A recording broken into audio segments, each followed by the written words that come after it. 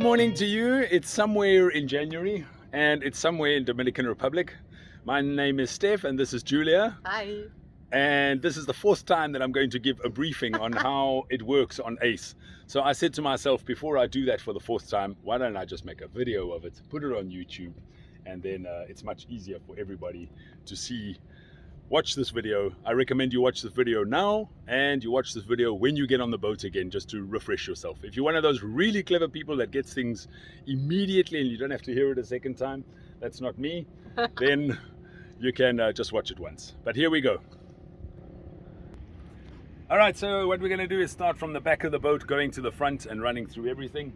The back of the boat, you of course enter the boat at the back.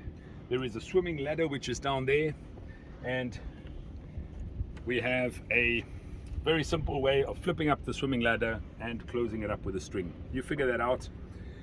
And we close up the boat at the back here when we are underway. When we are sailing, we make sure that we stay inside the boat by putting these two straps like this and making sure we don't fall off the back of the boat. Because this is often where we sit. You can see my super nice cushion that I found in the junk at North Sails in Antigua.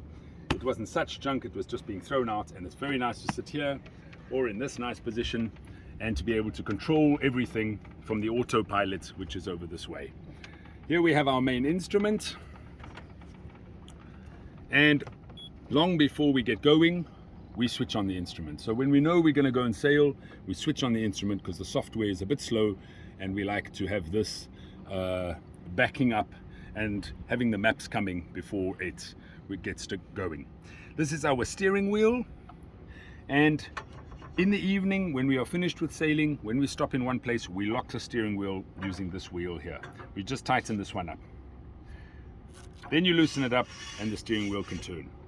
This orange, or it was red, but now it's orange, sign is the top of the steering wheel, and this always shows you where is straight. You always hold the steering wheel when you are moving, especially when you're moving backwards, because the rudder is at the back and it wants to turn when you're going backwards. So hold the steering wheel, don't just let it go out of control. This is our autopilot system here, which we engage the autopilot like this, and with the help of a really technologically advanced Japanese and German designed piece of rubber band, we keep it inside when we are using the autopilot. But we only use the autopilot when we're actually moving and out of the way of somewhere. When we're anchoring or arriving, we do things manually. We drive like with our hands. Okay, looking over this side. Thank you, Julia. You can point the camera this way. This is our wind instrument. It tells us what our wind is and the angle of our wind, where it comes from. Our other instruments that we use are over this way. This is our autopilot. And then I bring you over to our engine. Our engine's key always lives here. It's attached over this side or over here. We tie it on there, and it's very simple for us to start the engine. You take the key off, you put the key here, and the reason we attach it to the side is we don't lose this key. There is one spare key for this and a spare key for the diesel tank, which is in this corner, and the water tank, which is in the front. We keep that in the chart table.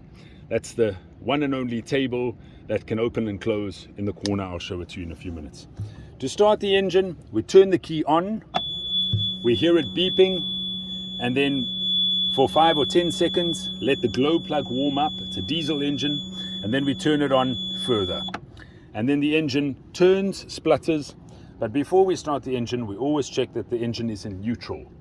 So when the engine is stopped, we put it in reverse to stop the propeller from turning and unnecessarily using diesel or gear oil. So we start the engine in neutral, we check that it's in neutral, we turn on for 5 to 10 seconds, and we turn the key and we get going. We'll do that again a little bit later. To kill the engine once it's running, you press and hold this button in. While this key is in this position, you don't first turn this off. You keep it like that. It's running, it's doing its thing. You press and hold this button, and then afterwards, when the engine is dead, you switch off the key, take the key out, and put it away there. To drive the boat is very simple.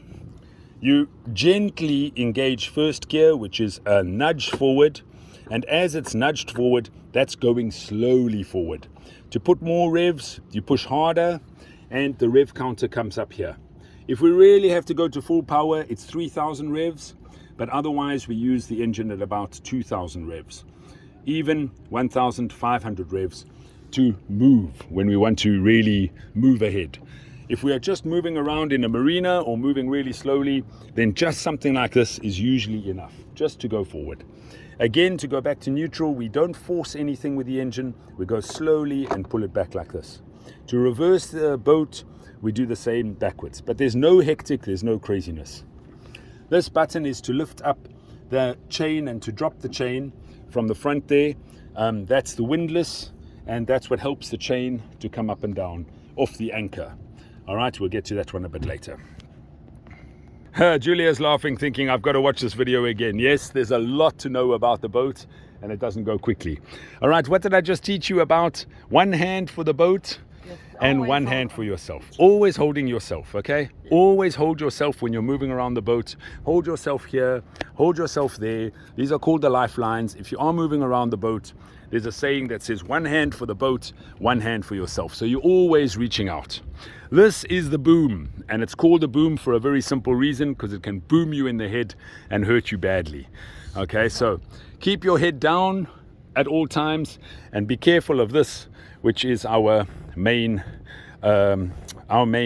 sheet, which controls how tight the boom goes in and out and helps us sail. Right now our sail is in the lazy bag, and it will be lifted up by the main halyard, which is this blue and white line. Right now the blue and white line is attached to the side, out of the way, for a very simple reason. Otherwise it bangs against the mast and it makes a terrible noise in the night, and it doesn't work very well. Okay, it's not good for sleeping. So we always tie it there to the side when we're finished with sailing. This lazy bag should have been closed. There's a zip here to close it all the way up, and we pack the sail nicely inside. But right now we had come back yesterday after sailing and we haven't closed it yet, so it's no problem. Nothing is too tragic on this boat. Don't stress at all if you are missing a little something or other. I will always correct you if something's not right, and I always do that in a nice way. I'm not there to be angry or ugly with anybody, okay? So we have our table. This is a very wonky table made in Bekwe, which is St. Vincent and the Grenadines. It's not very stable, but you can pull the leg out with your foot and try and make it as stable as possible. Then you can kind of eat on it, but don't rely on it too much. The other day, or yesterday actually, I made eggs for everybody, and my plate fell down. We had to count 1,000, 2,000, 3,000, quickly pick it up, and everything was okay. All right, you can hold it for me for a second? Of course. We're going to put the table away because we don't need it now. Be careful, this is loose, so you take it off first, put it on the side, take this off, it's also loose, and we fold this away just like this. Fold it like that, fold it like this, and this gets strapped up against this pillar here. All right, this is out of the way, these red lines are out of the way, and we use these two green lines to tighten this up, which I'll do in a moment. Okay, very simple. After that, this gets loosened up and brought down to attach onto here, and then we are ready for sailing. So that's something that anyone can do just to prepare us for sailing. The other things to do to prepare us for sailing are opening up the lazy bag. I prefer to attach the main halyard myself, because if you let the main halyard go and it gets pulled, it goes up and we lose it. Someone has to go up the mast, and I don't want to do that. It's possible to do it, but it's not a good thing to do. All right, so that's preparing us for sailing. Let's go to a bit of the safety stuff. This is a knife that can cut away. It's always in the ready position, so you can pull it out, and it can cut away our life raft if we need it. Don't practice the life raft. We don't need to practice it. We don't need to cut away these two blue lines and attach this red line to the side, throw it overboard, and once the life raft is open, you cut away this line. But you can read the instructions yourself on the top of the life raft. It generally doesn't get used. We don't try to use the life raft. So back to the safety stuff. This guy always lives here, and this is something that you can pop open. You can have a little look at it yourselves and see how it works. Otherwise, Google it, or ask me. You pop that thing open, pull the plastic off here, and you press a blue button and then a red button, and that sends an SOS to all boats around us, 34 nautical miles around us, and that tells us, we're in trouble. If I get a heart attack or if I fall off the boat, that's something that you're going to do to call some safety. And it follows our GPS location and it sends a message out, much like something called an EPIRB, but only better. It's got a GPS location and a signal out to AIS and to the radio signals. Bikini, African bikini, nice, very cool. All right, let's go downstairs for a minute. More safety stuff. If you need to call somebody on the radio, you're going to call people on the radio channel number 16. Let's go with the buttons. Here we have a control panel doing lots of different things. That is the fridge. These are our sailing instruments. This is the radio, and when you press it, the radio will come on and it will beep.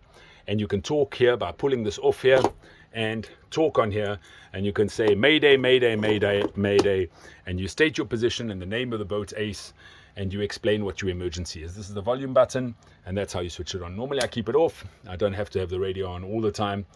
The rest of the things stay on. These are our lights at night, and these are our lights at night. These are our navigation lights if we are moving at night. But these get switched on only when we are sailing, the first two, and the very bottom one is our fridge. We only put it on when there's some sun hitting the solar panels. We have 4 solar panels, 520 watts, and those solar panels are working very nicely. They fill the batteries very strongly, but only by day. At night they don't give us much power. We have to start the motor if we are using the autopilot at night. Don't worry about these things, they're just details. But we switch on the fridge when the sun comes out, and we switch off the fridge when the sun goes down, and we don't use the fridge anymore. The fridge works very well. It's all in here. Here are all the food things that you need on Ace. Lots of nice food things, lots of herbs and spices.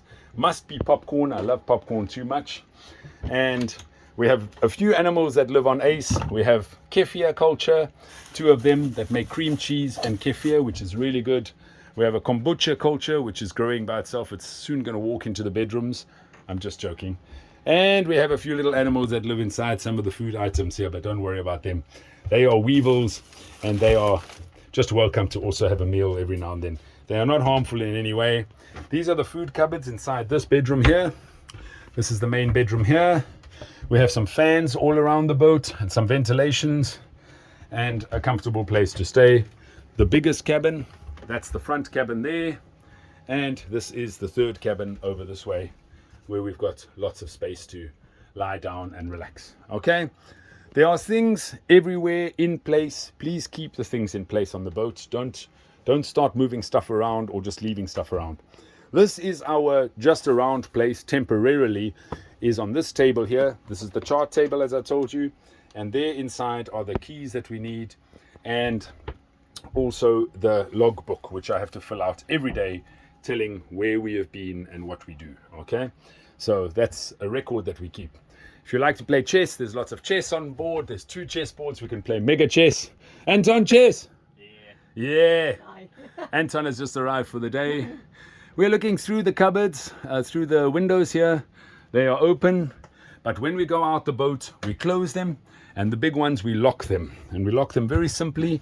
You don't touch on these, please. Very important. Leave these alone. We just force the windows up and down with a nice, gentle but firm pull. You turn them across like this, and this is how you lock the window that it can't open. Only the big ones, so that people can't climb inside the boat. The little ones can stay unlocked, but if it starts to rain in the night, we close them and we don't let the rain come inside. The little ones, no one can climb in through, or I don't think you'd really have to be a pygmy from Africa to be able to climb in there. This is our toilet. Very important with the toilet is how it works. Let me run through that, and then we are taking a break from this video. Come and look here. The toilet is very simple. That's where you poo, not there or here. No, just teasing.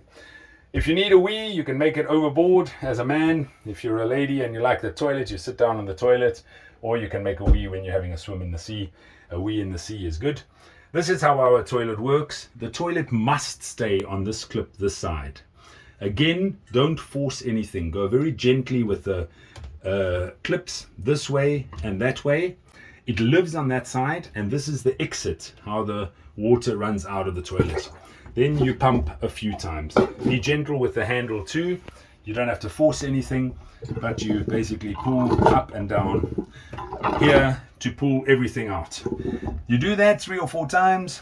You flip it over this way, and that enters water inside. Now when I pump a few times, what happens is water comes inside. And the water is seawater, so you can use as much of it as you want. And the water fills up, cleans what you've made, and you flip it to the other side again to empty it out. Really important is be gentle with the toilet. It doesn't like to be firm, and when the toilet breaks, it goes without saying that it's a shit situation. So let's not have a shit situation. Let's have a nice situation. Here's the toilet brush in case you've got something you want to clean, but you really don't have to use chemicals in there. As long as you're flushing seawater through it regularly, then all the bad smells also go away. A few times of that, and over here. So if you've made a big business, you can always do it 3 or 4 times forward and back, and then that's that. All right, that's the toilet. For the rest, we've got water on the boat, we've got water in a tank, but we don't have a water maker, so we use the water very, very sparingly. There's no washing of dishes with a lot of water. We put a little bowl with soap in it, and we wash everything, and then we rinse everything with 1 little bit of fresh water, and we use a little bit of water. When we have a shower at the back of the boat, we only use a little bit of water, and no salt water comes into Ace. The salt water stays out there at the back where Anton is sitting right now, and we use the shower back there very sparingly, but rinse yourself off after every swim before you come inside. We leave some towels hanging outside that everyone can have a swim and dry themselves before they bring all water inside of the boat. So we leave the seawater outside of the boat. Seawater isn't good on the couches, on the bed. At the beginning I was a little bit slack with it, and then your bed is never getting dry when it's salty water. It's always wet day and night, and it's not nice to sleep in. So keep it salt water outside. Rinse yourself, but not too much water, just a little bit. There's water here. There's water here for a shower. You can have a little small shower. There's soap here. There's a shower at the back of the boat. And the last water is this way here. Behind you, you will see the water tap. Functions like a normal one. A little bit of water. You don't have to be a lot. Every time you want to wash something, rather leave some dirty dishes inside here and let them accumulate, and we wash them in one go. It's no problem. Anything that can fly around on the boat when we are going to sail, we put it all inside here, or we pack it away, because anything can fly around. All right, that's enough for now.